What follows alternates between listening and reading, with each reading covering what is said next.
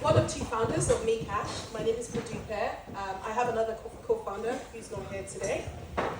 So meCash is about enabling small businesses to send and receive cross-border payments for goods and services. And our underlying use case is stable coins, USDT, USDC, and Binance USD for now. The vision is very clear.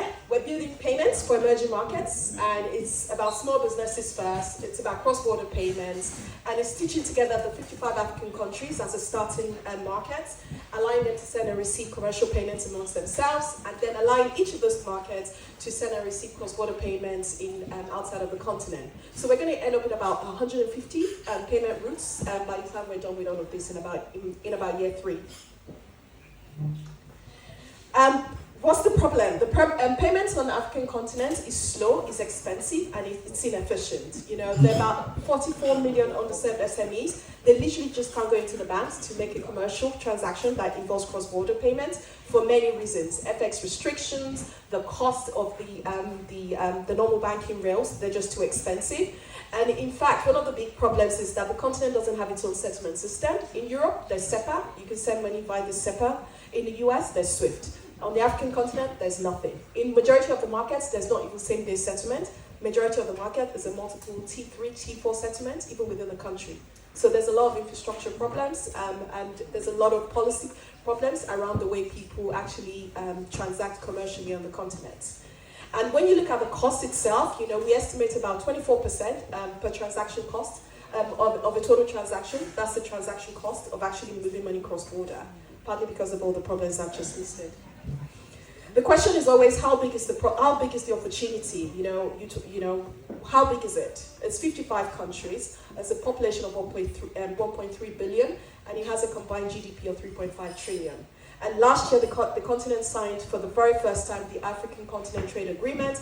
It's about liberalization of trade, reducing trade tariff, and allowing the free flow of commercial transactions. That is going to blow up. We expect in the next 5 years to get to some of the projections here already.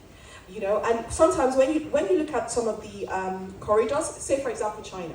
China with the continent is 1.2 trillion. There are only 2 countries that are delivering that, South Africa and Nigeria. And guess what? It's all happening on Alibaba e-commerce site. Who goes to Alibaba e-commerce site? Small businesses. It's not big businesses, it's not mid-sized businesses. And all of these are happening by informal traders. They're happening by informal agents, they're not happening by the banking system at all. That is really where we want to leverage. Our solution is very simple. We want to replace the informal agents because it's not regulated, it's not compliant, it's slow, it's expensive. And most importantly, you're relying on individuals' liquidity. So someone can take money in one market and say they'll pay out in the other market, and it takes 4 weeks or 6 weeks. What happens with FX rate in the meantime? What happens with a commercial transaction? It's not possible for that to actually happen. So that's really where we want to extract value, and that is why we want to have the blockchain rail as a very viable alternative to the existing banking rail on the continent. We've done a lot of work. We joined the accelerator last year. This is 6 months of work. We opened a few corridors ourselves via an MVP that we launched as part of the BFG program in November, and to date, we've moved just over 800,000 transactions. For us, this is about trust. This is small businesses saying, we trust you, we believe you're competitive price-wise, we believe you're secured, and we know you're going to move this money from one country to the other. Trust is really what we've managed to gain from our small businesses in the last 6 months. We have 3,000 SMEs on our waiting list looking to join our product. Most importantly, what we're even more excited about is our FX as a Service API. This is something that we thought was going to be year 3, and we're moving it to Q3 of this year. Licenses, a big part of what we've done. Top 3, it's already in flight. We're already speaking to the regulators and working with them. MVP launch in November. This is what we're transiting to by the end of Q3. That is all the partnership we need to stitch together. We're in final stages with most of them, and we're stitching up all the products. By the end of Q3, we'll have our products on App Store, Play Store, and a web version for small businesses and retail customers if they choose to use our products.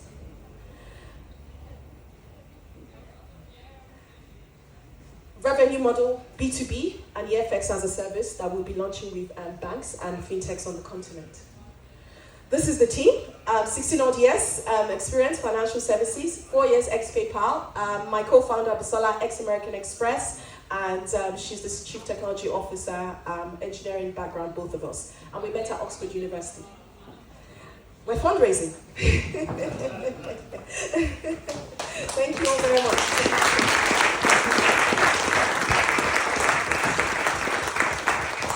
Thank you, Modupe. Now we'll open the floor for any questions. You are addressing the issue of remittance. No. Remittance tends to be P2P, friends and family. Okay. And it tends to be west to emerging markets. So immigrants sending money from Germany to Africa to Latin America. There's a flip to the other side, which is commercial transactions. So emerging market just trying to buy machineries in China, trying to buy machineries in Germany or Italy. So it's those commercial transactions the other way around. Okay, understood. Nevertheless, how does the competitive landscape look like? Because remittance was perceived as one of the kind of obvious applications in this respect, and yours is not that far away from it. Yes, absolutely. So you're talking about the likes of Western Union. Well, in order for Western Union to do this, they need to flip their operating model. In order for Wise or anyone else to do it, they need to flip the operating model. Their current operating model is the operating model is set on the fact that they are working with a stronger currency, USD, GBP, Euro, and they're taking an edge on the fluctuating currency. We want to do it the other way around. And because we believe there's enough volume and there's enough traffic for you to extract value, and we're already seeing that with the existing payments companies on the continent. So also it requires them to go into those markets and set up operations. It requires them to think about licensing differently. Right now you don't have to think about it. You can use partnership to settle in 200 markets from the US. But actually if you want to do 55 countries back out to the US, you need to be talking to a lot more regulators in their markets. So I don't think there's any appetite for them to do it anytime soon. If the question is who are we worried about, I think it would be the new fintechs. So fintechs are set up in the last 5 years on the African continent, not the global techs. We think they're about 5 years away anyway. But there's a handful of them. They're limited. There's some restrictions in terms of licensing, in terms of international partnerships. That's where we come in. You know, we are both UK-based or European-based. Our work experience has always been in Europe. We have the international partnership. If you look at that, we're trying to stitch together the continent, but 90% of those partners are actually international partners to make that happen. So those are the kind of skills that we're bringing on the table. Those are the kind of experiences we're looking to get this thing out. And there's a case of speed. I think there's a first mover advantage. There's no winner at the moment, and this is the right time to build.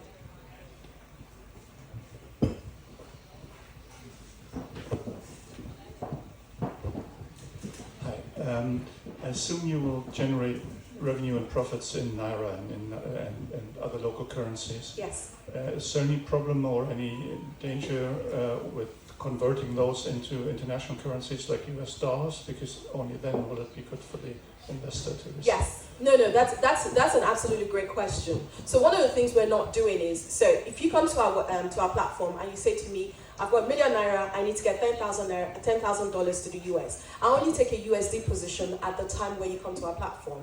And when I take my margin, I always take the margin USD. So we don't take margins in the local currency. And that's some of the operating model like people like Western Union are going to have to think about differently. So because they take margins in the currency they receive, we're taking margins in the currency that we send out. So that's what we're doing right now. So we help to mitigate against the FX. But the great thing is we're using stable coins. So there's less fluctuation we're also dealing with there. And that's why that stable coins use case is very important. But it's a very good question. And it makes sense.